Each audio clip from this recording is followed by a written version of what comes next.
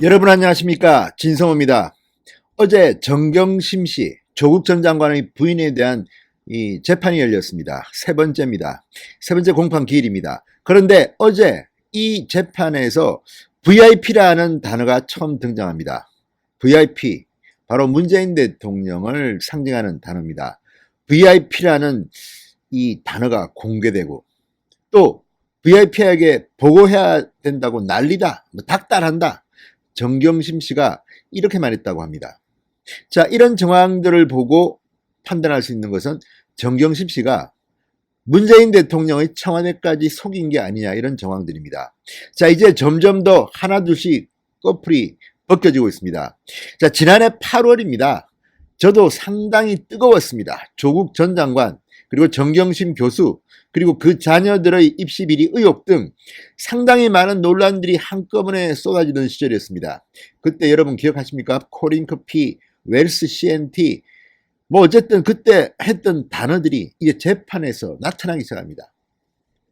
바로 그 현장의 이야기들이 이제 재판을 통해서 복귀를 하게 되는 겁니다. 그런데 이 재판에서 검찰이 제시한 물증들을 보면 정경심 교수는 이 남편, 고위공직자라는 것을 잊고 있는 게 아닌가, 아니면 알면서도 돈을 벌기 위해서 문재인 대통령까지 속이려 했던 게 아닌가, 이런 생각이 듭니다. 아무튼 충격적인 물증들이 어제 재판에서 제시됐습니다. 진성호의 융단 폭격 시작합니다.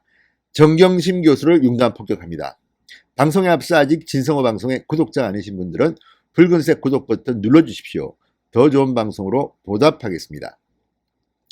제가 어제 밤 유튜브 영상을 통해서 이 정경심 씨의 재판에 대한 일부 내용을 보도해드렸습니다. 그 가운데 보면 김미현, 그러니까 지금 청와대 비서관입니다.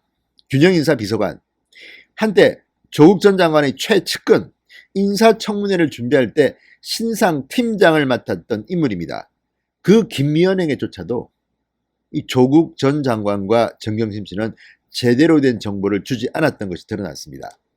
이 외에도 당시 법무부 기획실장, 법무부 대변인 등도 검찰에서 한 진술을 보면 조국 전 장관은 그들에게조차도 떳떳하지 못했던 것으로 드러나고 있습니다.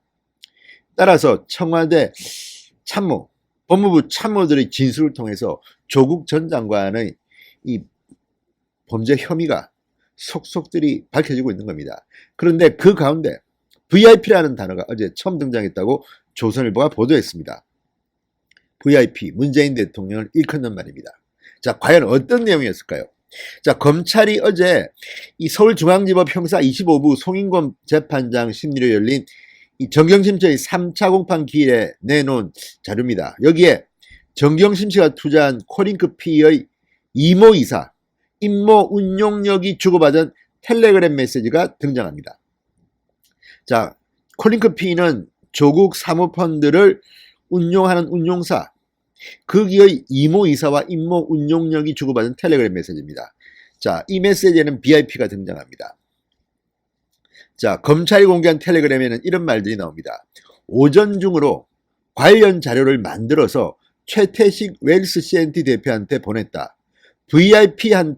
VIP에게 보고해야 한다고 난리인가 보다. 방금 정 교수님하고 통화했다. 빨리 보내라고 닥달, 이런 내용이 담겼습니다. 그러니까 문재인 대통령에게 보고해야 된다고 난리다. 정경심 씨하고 통화했는데 빨리 보내라고 닥달하는 내용이 담겨 있습니다. 자, 웰스 CNT 여러분 기억하십니까? 하도 오래돼서 가로등 전멸기 업체입니다.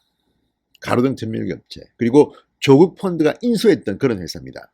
그리고 그 점에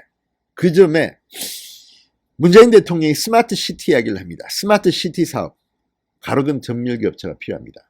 웰스 CNT는 그 점에 상당히 많은 매출액 증가를 보입니다. 자, 이런 것들을 보면 과연 조국 전 장관 일가의 펀드가 문재인 정부의 시책과 관련된 정보를 통해서 이 웰스 CNT에 투자한 것은 아닌가, 이런 의심도 들고, 또 투자했기 때문에 이 사람들이 정부 또는 지방자치단체의 사업들을 싹쓸이 수주를 많이 한 게 아닌가 하는 의심이 듭니다. 어쨌든 그 웰스 CNT 최태식 대표한테 오전 중으로 관련 자료를 만들어서 보냈다. VIP에게 보고해야 한다고 난리인가 보다. 이게 그런데 사실대로 보고했을까요? 의문입니다. 자, 검찰은 이렇게 말합니다. 정경심 씨가 사실과 다른 해명으로 국민을 기망하고 사모펀드 관련 범행을 은폐한 행위는 고위공직자 임명 금정 과정에서 대통령도 기망해 금정 권한을 침해한 것이다.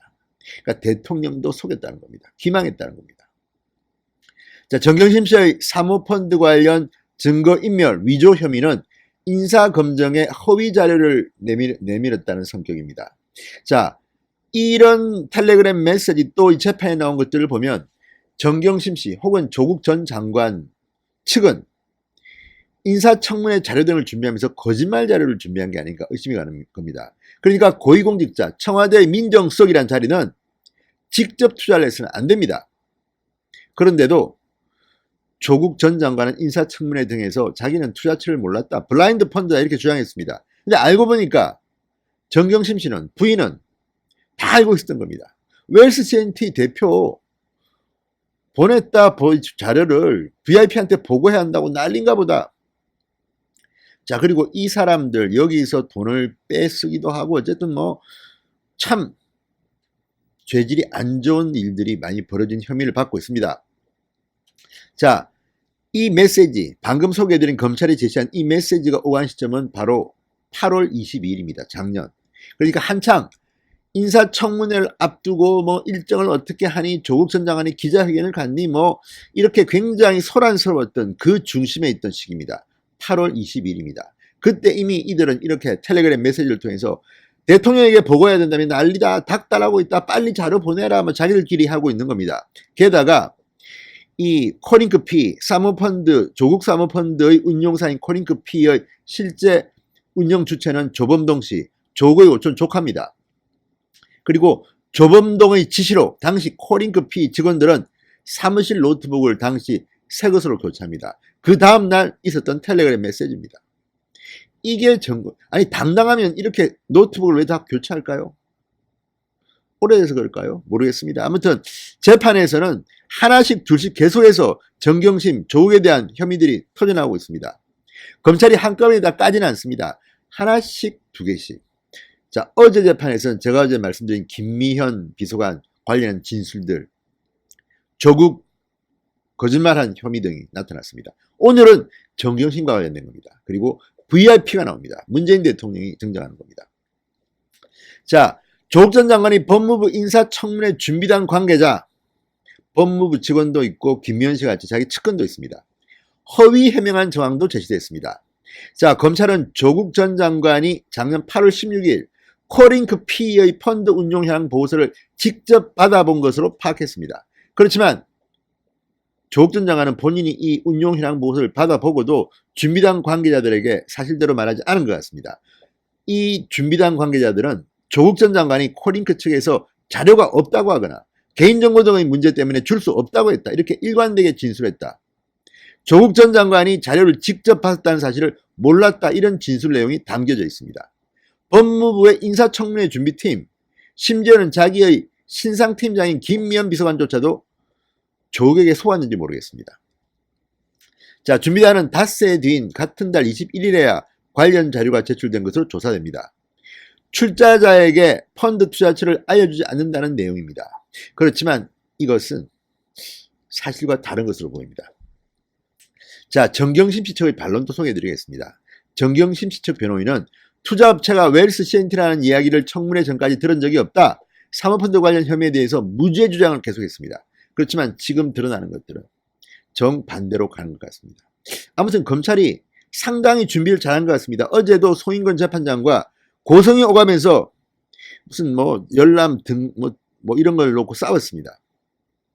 그만큼 정경심 씨 측은 검찰이 알고 있는 수사 기록, 진술 기록을 보고 싶은 것이고 검찰은 가능하면 쥐고 있다가 하나씩 툭 던지는 겁니다. 자, 어쨌든 정경심 씨의 3차 공판 기일 또 다른 재밌는 일들이 벌어집니다. 얼마 전에는 강남 빌딩 사려고 했다는 것 때문에 난리가 났습니다. 이게 범죄와 관련됐느냐를 떠나서 안철수 전 대표조차도 이걸 가지고 정치하려는 사람들은 강남 빌딩을 사기 위한 목표는 안 된다고 말할 정도로 국민들 사이에 화제가 됐습니다. 검찰이 아무튼 상당히 이 감이 뛰어난 것 같다는 생각이 듭니다.